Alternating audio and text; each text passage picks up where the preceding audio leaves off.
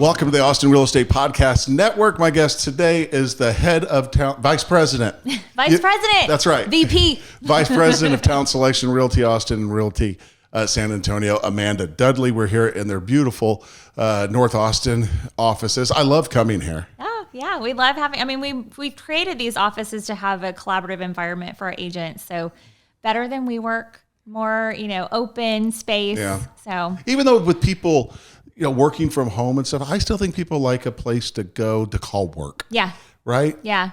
Yeah. You get into real estate to have the flexibility of working wherever and whenever you want to, but the agents that are successful are the ones that treat it like a 9-to-5 job. They come into the office, they are in here prospecting, they're in and out, going to meet people, coming back, focusing, bringing in their clients into this space too is really important to them, just to have something professional. Yeah, let's talk about success stories. Yeah. I know you guys are in the midst of recognizing a lot of your agents here at Realty Austin. You have some tremendous success stories of people that have really grown their business since they got to Realty Austin and up to today. Yeah, yeah. It's been fantastic. We just wrapped up our annual Realty Awesome conference. It's a day of inspiration. We actually spread it out over 2 days this year and did it virtually with panel discussions, listening to our agents tell their success stories, what's working, what's not working, which is really great. It's all about collaborating and sharing. But we do recognize the top 50 in the company, the top 10 in San Antonio. We got to take them out to dinner last week and this week. And then even today, I was mentioning to you, our rising stars, and rising stars are agents who have just grown their business tremendously with us over the last 2 years. So it's been. You want to name some names? Yes, I would. And these love are people to. that you brought into Realty Austin. Oh my gosh, yes. So they're like your kids. They almost. are. They're like my babies. Right. Yeah. And so we had Betsy Gallagher. She has been in the real estate sphere for a very long time. Started with Coldwell Banker, went to another brokerage. I won't really name their name. But she came to us 2 years ago, and her first year at Realty Austin, her first full year, she did 16 million. Almost 17, and then did 19 million her next year. So she went from 11 million, kind of really staying in that area with 11 year after year, and then grew her business to almost 20 million last year. So could she point to a couple of things that happened here that made her business almost double? Yeah, I think for her, it was more the technology aspect, just having the right systems and tools in place. And we do a lot of marketing automation for our agents. So it's almost like you just set it and forget it. And then she can go out and have more time to be in front of her sphere. And she's an empty nester. So her and her husband really like to travel. They have grandchildren too. So that really freed up her time to do the things that she really wanted to do. Well, and wow, to be able to do that and double your business. Yeah. That's pretty sweet. Yeah. Who else are we going to recognize? Angie Ballantyne. She joined us from a small independent brokerage called Socius. And she actually has a great community of Socius agents here too. So we kind of like one of those things where one comes and everyone kind of joins too. Yeah. But she joined us in 2020. So during the pandemic, 6.8 million producing agent. 2021 did 21.6, and then 24.8 last year.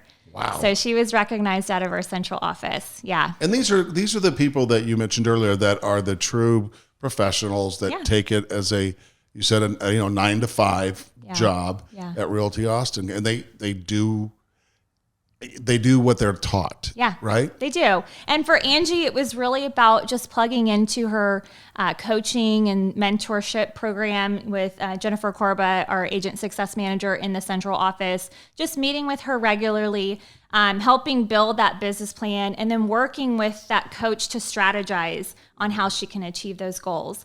And she very quickly grew her business too. I remember after her first year, she hired an assistant, someone that really clicked with her, and her agent success manager helped her find that right person, strategize with her, looked at her business plan to see, what she needed, where it fit. We even do Harrison tests. We suggest that with our agents just to find the right personality for your team. So, yeah. There's a lot to be said for humility. Yeah. And humility is not a bad thing. If you can go approach something and be humble about it and go, you know what? I'm going to listen to what these people say and I'm going to do it. Yeah.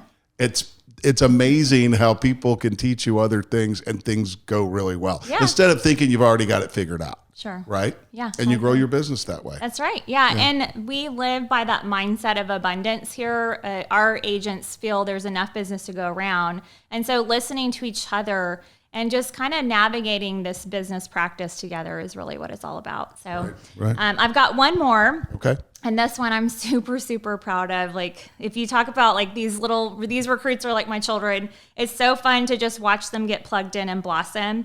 So Stefan Bentler, he actually came from the music industry. He was a roadie for Ben Queller and wanted just to create, generational wealth for his young family, and joined us from JB Goodwin, like a lot of great agents do. I know you met Aubrey Shaw and John Chambers. Yeah. But he did $3.9 million his first year here, joined during the pandemic as well. Right. Did $12 million his second year, and then a little bit more, $13 million his third year. So, and he's killing it in listings. He's dominating his neighborhood, enough for agents in his neighborhood to say, what is he doing at Realty Austin? And I need to be over there. So, Right. yeah. So, I mean, just doing what you know and being in your roots of where you are and just being grounded in there, being seen in your neighborhood is really going to help. And showing up. You have to show up. Absolutely. I mean, 90% of it is showing up. Yeah.